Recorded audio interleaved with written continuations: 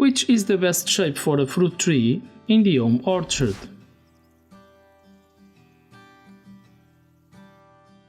The answer depends both on the type of fruit tree and on your personal preference.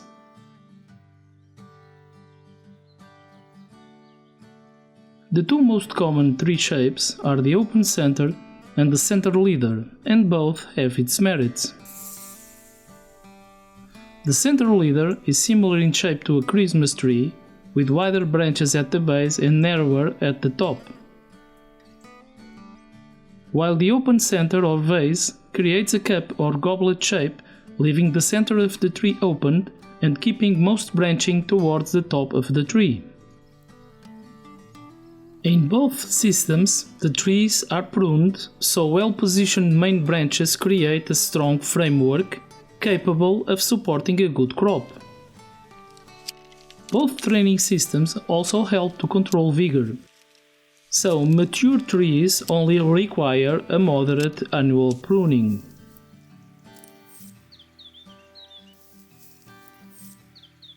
Whichever the pruning system you choose, pruning fruit trees is essential, as trees that are left on their own will turn into a tangled, unproductive mess. However, in our home orchards, using slightly modified versions of these training systems will be easier and will avoid some of the problems that they have. The modified central leader, for instance, doesn't grow as tall, as each year you cut the central leader to a weaker lateral branch. This will produce several top branches, and next year you will do the same, cutting to a weak lateral to maintain the tree at the same convenient height. The main scaffolds will be held back so they can develop secondary branches and fruiting wood.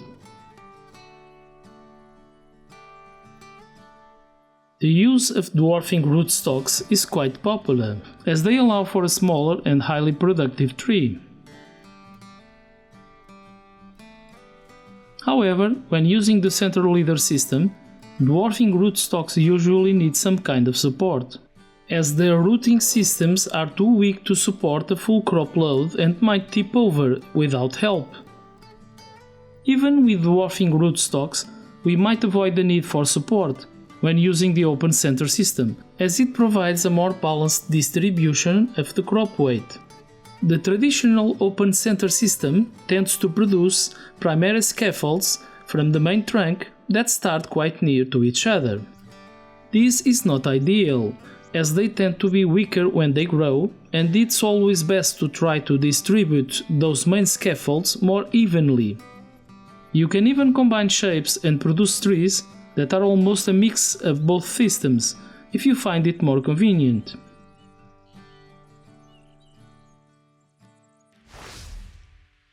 How you first prune the tree in the first couple of years will start to determine the tree's final shape. This is not definitive, as you can revert from one system to another, but changing your mind will set you back 1 or 2 years. So be sure to choose the system that you prefer before doing the first cuts. To train a whip into the open center system, cut it at the desired height. The main scaffolds will be allowed to grow below this point, so choose it according to your needs. If you cut at knee high, the tree main structure will be low, and the top fruiting branches will be within reach from the ground. Cutting higher will result in a taller tree with higher productive branches, but with more space beneath the main trunk. In the second year, select 3 or 4 of the best positioned branches and cut the rest.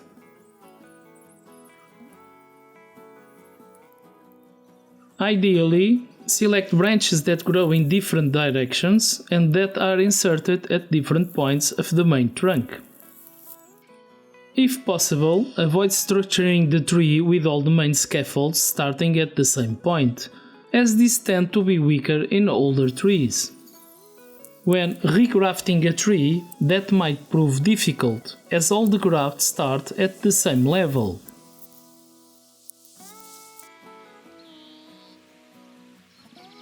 In that situation, it's best to leave just one graft and structure the tree from that single main branch. When buying young nursery trees, they usually are already branching at a higher level than we might like.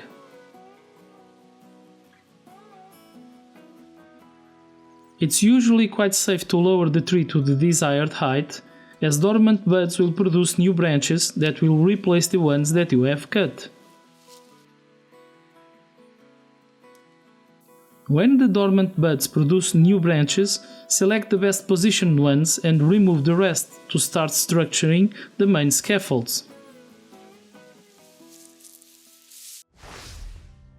To train a tree in the center leader system, you must allow the main trunk to grow to the desired height before cutting it. Remove main branches that are too low, that have a very narrow angle, or that are too close to each other. I prefer a lower tree, so I cut the main trunk lower than usual and trained the tree in the modified central leader system. To control the tree height in the following years, cut all the competing top branches, leaving only one, and repeat the process every year. A lower modified central leader tree will be more compact, with less vertical space between the insertion of the main branches and will have less room for fruit production. If you cut the central leader at a higher level, you can allow for more space between the main scaffolds and you can have more secondary branches and productive wood. In either case, be sure to avoid excessive fruit loads until the branches are strong enough to support them. If you forgot to thin the fruit blossoms and you see a heavy crop load, partially cut the branches to remove the excess of fruits. Failure to act in this situation will result in broken branches and the small tree might even die while using all its resources to try to grow all those fruits. A few basic pruning procedures can be used to maintain the height and shape of our fruit trees and keep them productive. Start by removing any suckers that grow from the rootstock, or they will remove essential nutrients from the tree.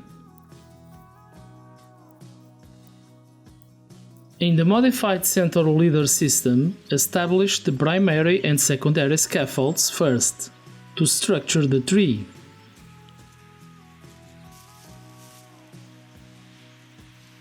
Remove or head back water sprouts, vigorous upright shoots, as these are less productive and tend to grow vertically.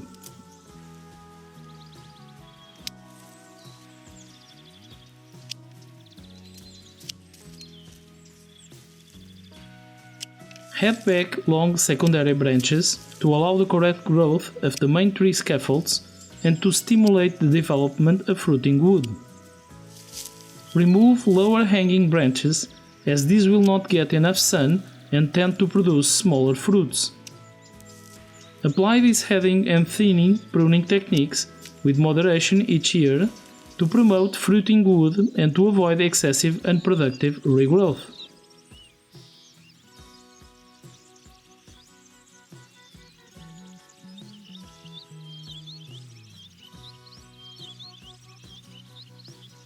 Maintenance pruning in open center systems is very similar apart from the need to remove branches that grow towards the center of the tree. Start by removing new growth that is lower than the main branches. Remove water sprouts that compete with the main branches. Remove all branches that are crossing or growing towards the center of the tree.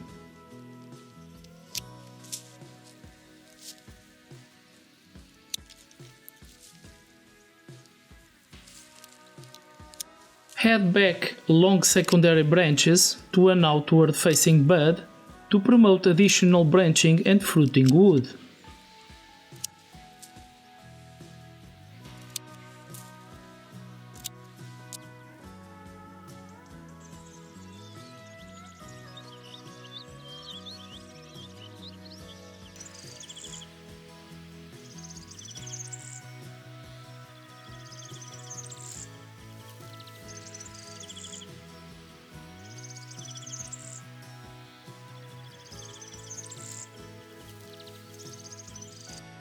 A few more pruning videos are in production.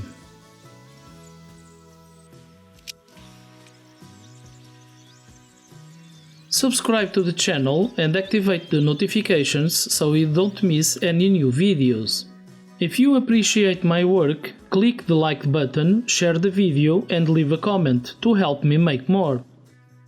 Thanks for watching.